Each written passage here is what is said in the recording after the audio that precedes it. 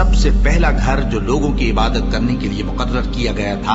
وہی ہے جو مکے میں ہے، بابرکت اور جہان والوں کے لیے موجب ہدایت۔ اس میں کھلی ہوئی نشانیاں ہیں، جن میں سے ایک ابراہیم کے کھڑے ہونے کی جگہ ہے۔ جو شخص اس مبارک گھر میں داخل ہوا اس نے امن پا لیا، اور لوگوں پر اللہ کا حق یعنی فرض ہے کہ جو اس گھر تک جانے کا مقدور رکھے وہ اس کا حج کرے، اور جو اس حکم کی تعمیل نہ کرے گا تو اللہ بھی اہل عالم سے بے نیاز ہے۔ اور جب ہم نے خانہ کعبہ کو لوگوں کے لیے جمع ہونے اور امن پانے کی جگہ مقرر کیا اور حکم دیا کہ جس مقام پر ابراہیم کھڑے ہوتے تھے اس کو نماز کی جگہ بنا لو، اور ابراہیم اور اسماعیل کو حکم بھیجا کہ طواف کرنے والوں اور اعتکاف کرنے والوں اور رکوع کرنے والوں اور سجدہ کرنے والوں کے لیے میرے گھر کو پاک صاف رکھا کرو۔ بے شک کوہ صفا اور مروہ اللہ کی نشانیوں میں سے ہیں، تو جو شخص خانہ کعبہ کا حج یا عمرہ کرے اس پر کچھ گناہ نہیں کہ دونوں کے درمیان چکر لگائے، بلکہ یہ ایک نیک کام ہے، اور جو کوئی نیک کام کرے تو اللہ قدردان ہے، دانا ہے۔ اور اللہ کی خوشنودی کے لیے حج اور عمرے کو پورا کرو، اور اگر راستے میں روک لیے جاؤ تو جیسی قربانی میسر ہو کر دو،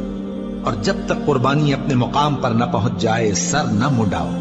اور اگر کوئی تم میں بیمار ہو یا اس کے سر میں کسی طرح کی تکلیف ہو تو اگر وہ سر منڈا لے تو اس کے بدلے روزے رکھے یا صدقہ دے یا قربانی کرے۔ پھر جب تکلیف دور ہو کر تم مطمئن ہو جاؤ تو جو تم میں حج کے وقت تک عمرے سے فائدہ اٹھانا چاہے وہ جیسی قربانی میسر ہو کرے، اور جس کو قربانی نہ ملے وہ 3 روزے ایام حج میں رکھے اور 7 جب واپس ہو، یہ پورے 10 ہوئے۔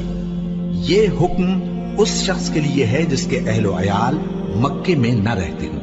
اور اللہ سے ڈرتے رہو اور جان رکھو کہ اللہ سخت عذاب دینے والا ہے۔ حج کے مہینے معین ہیں جو معلوم ہیں، تو جو شخص ان مہینوں میں حج کی نیت کر لے تو حج کے دنوں میں نہ عورتوں سے اختلاط کرے، نہ کوئی برا کام کرے اور نہ کسی سے جھگڑے، اور جو نیک کام تم کرو گے وہ اللہ کو معلوم ہو جائے گا۔ اور زاد راہ یعنی رستے کا خرچ ساتھ لے جاؤ، کیونکہ بہترین زاد راہ پرہیزگاری ہے۔ اور اے اہل عقل مجھی سے ڈرتے رہو، اس کا تمہیں کچھ گناہ نہیں کہ حج کے دنوں میں بذریعہ تجارت اپنے پروردگار سے روزی طلب کرو۔ اور جب عرفات سے واپس ہونے لگو تو مشعر حرام یعنی مزدلفہ میں اللہ کا ذکر کرو، اور اس طرح ذکر کرو جس طرح اس نے تم کو سکھایا، اور اس سے پیشتر تم لوگ ان طریقوں سے محض ناواقف تھے۔ پھر جہاں سے اور لوگ واپس ہوں وہیں سے تم بھی واپس ہو، اور اللہ سے بخشش مانگو، بے شک اللہ بخشنے والا ہے، رحمت کرنے والا ہے۔ پھر جب حج کے تمام ارکان پورے کر چکو تو مینا میں اللہ کو یاد کرو جس طرح اپنے باپ دادا کو یاد کیا کرتے تھے، بلکہ اس سے بھی زیادہ۔ اور بعض لوگ ایسے ہیں جو اللہ سے التجا کرتے ہیں کہ اے پروردگار ہم کو جو دینا ہے دنیا ہی میں دے دے،